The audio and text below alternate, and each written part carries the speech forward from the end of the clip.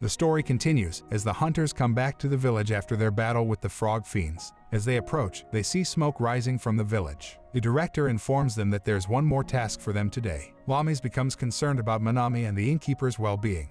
Boxo tries to explain to Lamis that they won't know what's wrong until they go and check. Lamis understands him. They all enter the village and see the extensive damage. Lamis notices that the inn has been crushed, and she attempts to go inside, but Boxo advises her to stay calm, using the same method as before. After their battle, Lamis considers that Manami and the innkeeper might have evacuated to the Hunters Association. Upon reaching there, they notice a slain snake and Lamis observes the presence of guards. The guards reassure Lamis that everyone is safe and inside the Hunters Guild. Boxo notices the guild's robust defense mechanism.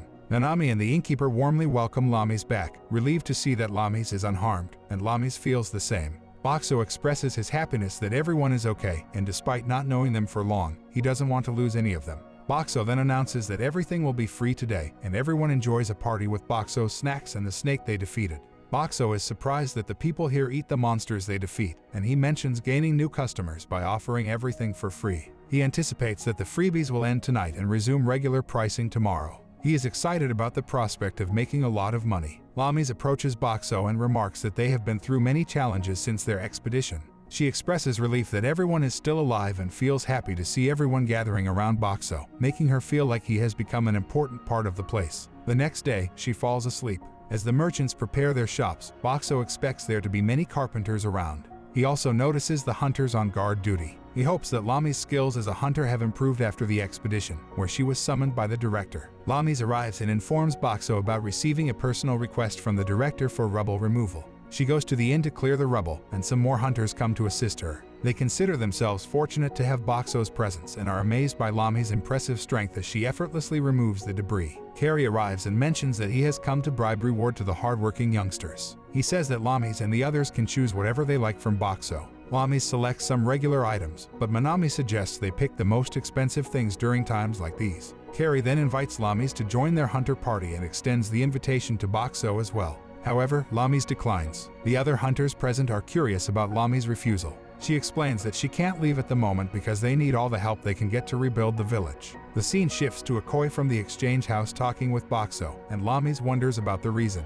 The koi reveals that they received information that this area is running low on silver coins. Lamis figures it's because Boxo receives payment in silver coins only. The koi confirms this and offers 100 gold coins in exchange for Boxo's silver coins. Boxo understands that 1 gold coin is equivalent to 100 silver coins but turns down the offer, explaining that he doesn't have an exchange function. Lamis suggests that they might get some change if they use a gold coin to make a purchase, and Akawi decides to try it out. She receives some silver coins as change, and she thinks it's a good idea, so she keeps doing it for a while. Eventually, she stops and says she will come back another day for more purchases. Lamis comments that Boxo seems to be very wealthy and advises him to be cautious of thieves. The scene then shifts to an old man trying his luck with Boxo's digital lottery function, but he doesn't win.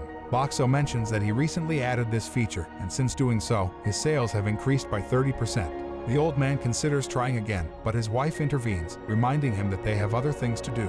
Lamis arrives and informs Boxo that she sent a letter to Hulami, but there has been no reply. She believes Hulami is likely busy somewhere, and she asks Boxo to wait until Hulami gets in touch with her. The director arrives and asks them to come to the association for a discussion. Once at the association, he commends both of them for their excellent performance on their recent mission and expresses gratitude. Then, he requests a favor from Boxo and asks Lamis to step out of the room. Lamis leaves, and the director explains that many people want to migrate to the village due to recent events. However, with a population increase, there come various issues, particularly concerning hygiene.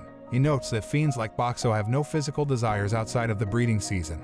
But humans are different, and diseases can spread due to such factors, which could hinder the reconstruction process. Boxo understands the reason behind the director's request for Lamis to leave the room. The director then summons Shirley into the room, and Boxo finds her attractive. Shirley remarks that it would be delightful for the village to become more lively, but she acknowledges that tightening regulations to address hygiene issues might lead to other problems. Boxo ponders a way to protect against diseases and considers if they will understand his idea. He then transforms into a new form and presents them with a box of condoms. Shirley notices that the condoms cost 10 silver coins and examines the contents. With the help of a paper inside the box, she comprehends how to use them. Shirley decides to purchase a large quantity and distribute them in the entertainment quarters. Later, Later, outside the inn, Boxo notices a mischievous girl who usually appears in the afternoons. Today, Boxo decides not to overlook her antics. When the girl shows up with stones, Boxo startles her with his words. Bodyguards come and take the girl away, stating that Ms. Suarez's tomboyish behavior causes trouble. The next day, the girl, Sui, returns, and Boxo offers her some free corn soup. Sui expresses gratitude. In another scene, Boxo is in the bathhouse, observing the girl changing and feeling relieved that he isn't flesh and blood. Lamis requests her usual items from Boxo and purchases some liquid hair cleaner. Boxo affirms that he is here to provide such items, and more customers arrive at the bathhouse, noticing that Boxo is present and deciding to stock up on fur wash. They discuss how improving their furs with fur wash will attract male attention, and they also mention that the pleasant smell of the fur wash adds to its appeal. Lamis and Shirley enjoy coffee milk after their bath, which Boxo considers the best drink for such occasions. The scene shifts to the old man from earlier buying something from Boxo with his granddaughter. The granddaughter asks about the numbers, and the old man explains that if all the numbers are the same, they can get an item for free, which brings great happiness for the rest of the day. Meanwhile, the old man's wife is talking with their daughter, who apologizes for not being a good daughter and leaving her alone. The wife reassures her daughter that it's all right as long as she is safe.